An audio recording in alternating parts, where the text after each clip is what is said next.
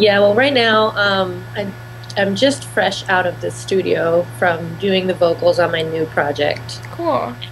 Though I have already recorded 3 albums in Spanish, this is the first time that I'm going to release a simultaneous English version of my new record. Oh, So cool. I'm really excited about that. Yeah, awesome. Other than that, I've been traveling a lot, leading worship in Latin America and many Spanish-speaking churches and gatherings all throughout the nation.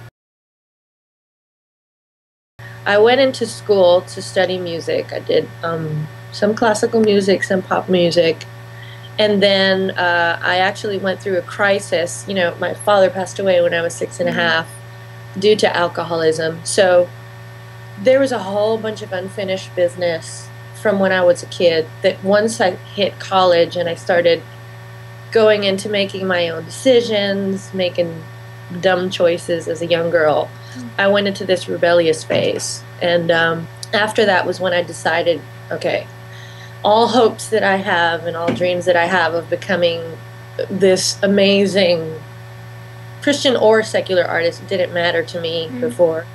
That's all going down the drain because I've been given another opportunity to be able to live and now live for God. So that's, in 2003 was when I made up my mind and I said, I'm gonna do Christian music, I'm gonna do worship, and I'm just gonna live out my life and talents for God. And I learned from my whole double life experience that there's no better way to be a good worship leader than to live a transparent and accountable life.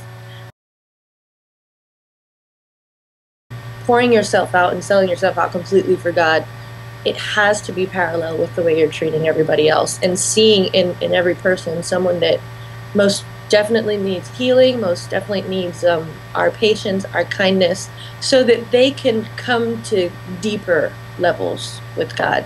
And that's basically what my life motto is all about. Let's come out of, you know, superficial ways of worshiping, and let's really dig in deep, even though it'll cost us a price.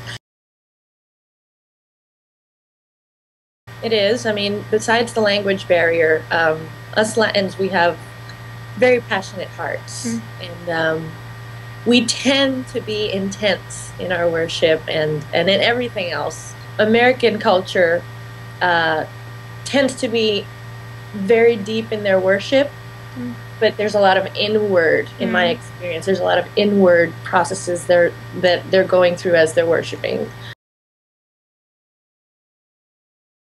Primarily, the language is very important. I'm also a song translator, given that I've been bilingual all my life. And sometimes, I mean, it's not enough than just having a literal translation of a song and singing that.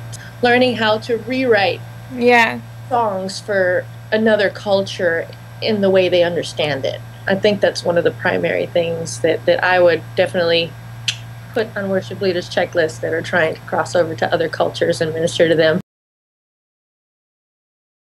My pleasure. Thank you so much. Bye-bye.